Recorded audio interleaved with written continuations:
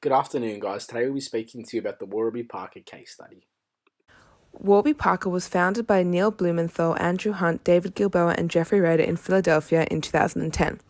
Blumenthal and Gilboa launched Warby Parker after Gilboa misplaced his Prada sunglasses, which were worth around $700.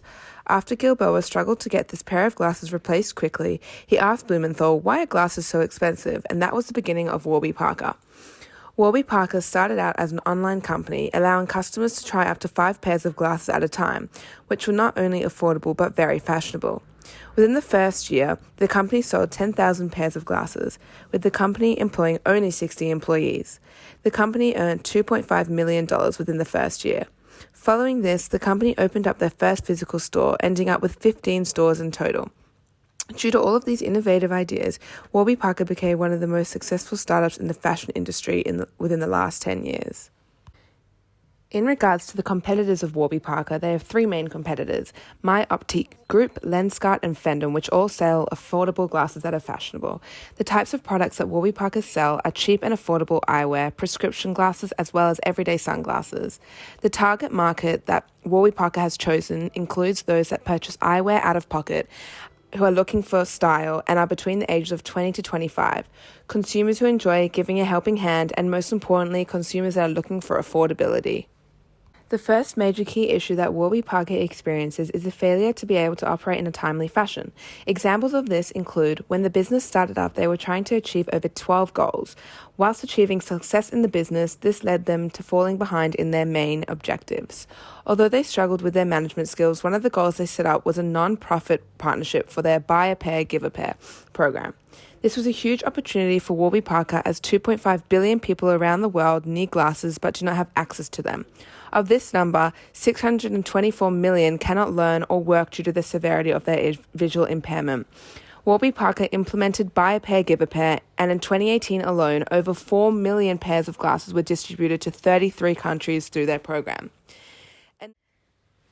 Another key issue that Warby Parker experiences is the limits of e-commerce. Warby Parker started off as an online company but have spearheaded the trend of e-commerce companies and have opened brick-and-mortar stores. The company has struggled to balance the demands of marketing glasses in stores and on the web, at times telling employees to see these on a shelf and at other times reminding them that Warby is dependent on online sales. Not only does this confuse customers and employees, but it is also making the mission statement of the business less clear, which could ultimately lead to an ineffective business model. An issue found within the case study is the interaction between retail and e-commerce. The manager states we're still in early days in terms of trying to understand how they connect. He admits the journey between stores and the web aren't exactly clear yet.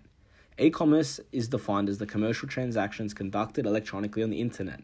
This statement poses an issue on Warby Parker due to the importance of e-commerce in a digitally changing world. E-commerce is an ideal way you can take you away from traditional brick-and-mortar store to an innovation, well-loved brand. It allows you to offer great products 24 hours a day long, with customer service, blogs, and social media.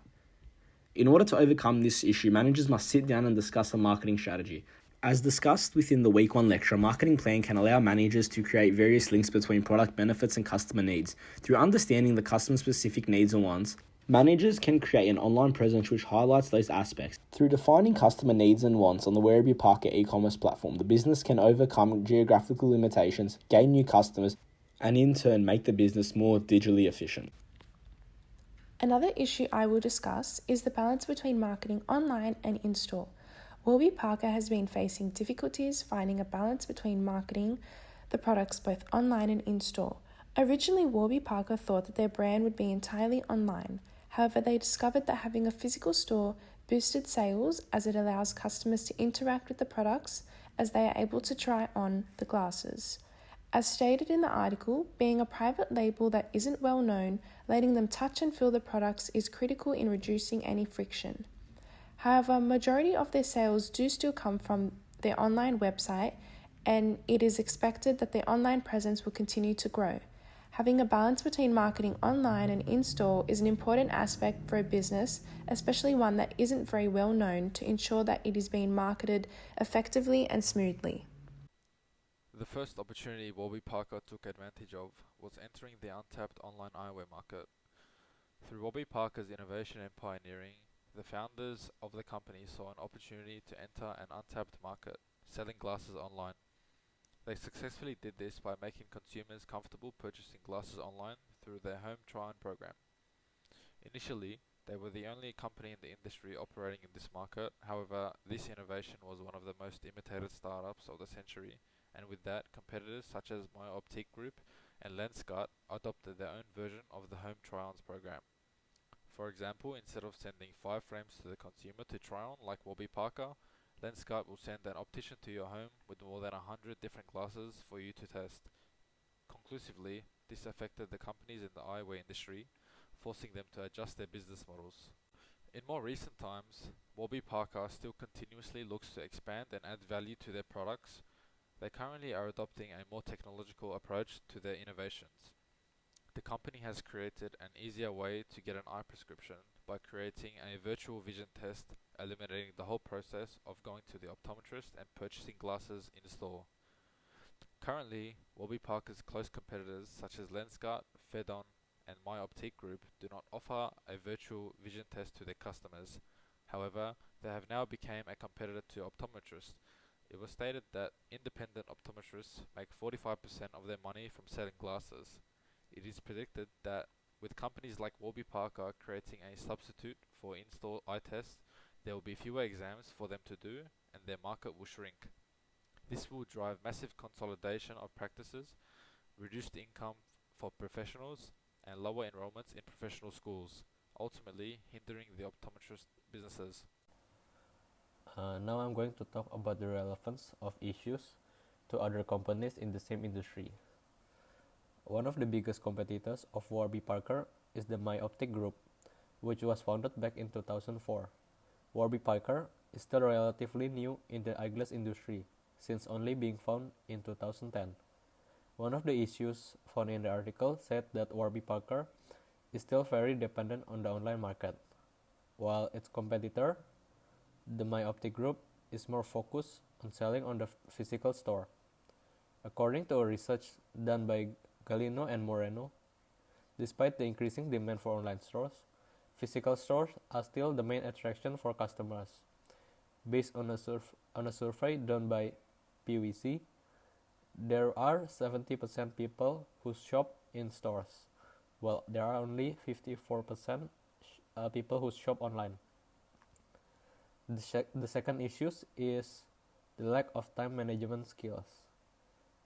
These issues are relevant to the other companies in the same industry, such as My Optic Group, Lenskart, and also Fedon, because this shows that a company that has poor time management skills is less successful than a company with good time management skills. The example of this is the brand Luxottica, which has 39% of the global market share as of 2016 because of its management skills.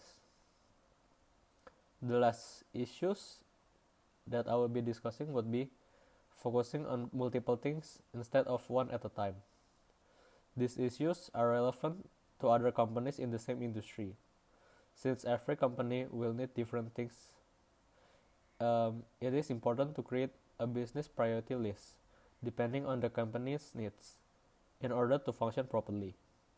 From the article, Warby Parker failed to capture this in their first year, which led them to not be as successful as other companies in the same industry. So, in terms of the managerial insights or implications that can result from the article, the first one being is that the use of pure e-commerce trade is not always the best for all businesses. So the article shows that there is a common misconception that physical stores will in the future just be all completely eradicated and e-commerce will be the dominant channel for retailers to operate. This is one of the beliefs that the founders had initially, but but in reality, when they actually implemented that, they found out that temporary pop-up stores or non-retail showrooms actually allow product interaction, which would normally just lead to sales just being generated quicker. The second insight that can be resulted is that product interaction in physical retail stores can be crucial for new products to succeed. Due to the fact that Warby Parker only sell their own label and do not have any other distribution methods, it's apparent that communicating their products differentiation to competitors is a priority for them because of how many competitors they have. The eyewear market is extremely competitive, as I was just saying, with 90% of the sales occurring in the physical retail environment, according to the retail analysis Milpuru, which was quoted inside the article. So feeling and touching gives the consumer a great opportunity in testing the quality of Warby Parker as compared to the other brands that are in the market, which in this case did form successful results in the sales being increased.